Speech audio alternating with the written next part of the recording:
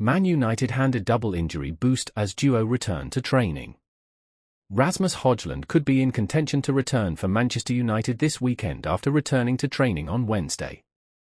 The Denmark international is still to play this season after suffering a hamstring injury against Arsenal in the club's tour of the US in July.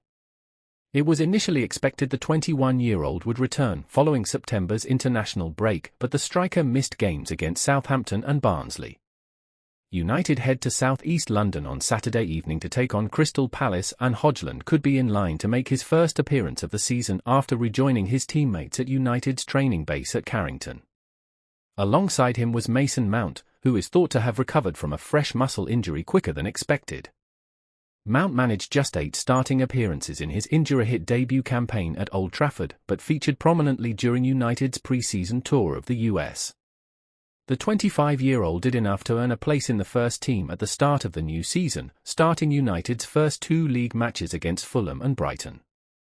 Injury struck again, however, with Mount revealing before this month's clash with Liverpool he had suffered another muscle problem. The former Chelsea star could be available before the end of the month, with United's early season injury problems beginning to ease.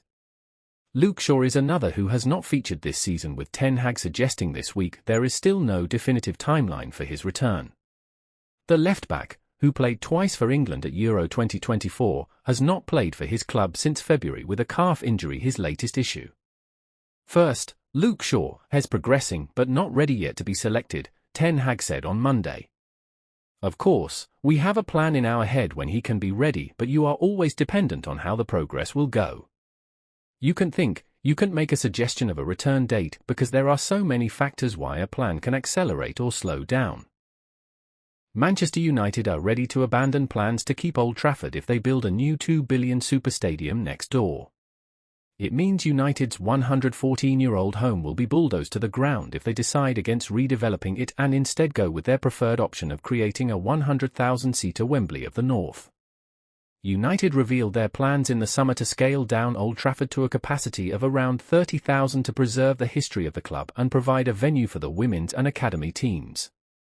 But sources have told Mailsport that they now realise it's unlikely to work, and what is effectively a separate stadium project would be too complex and cost hundreds of millions of pounds.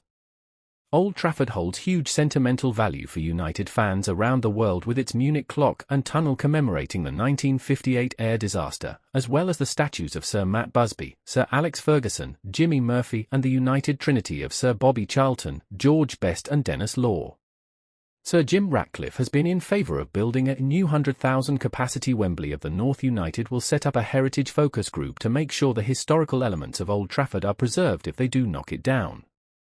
Architects Foster and Partners are set to be appointed as master planners for the redevelopment of club-owned land around the ground and will need to find a way of integrating those elements into their design to ensure a brand new stadium isn't soulless.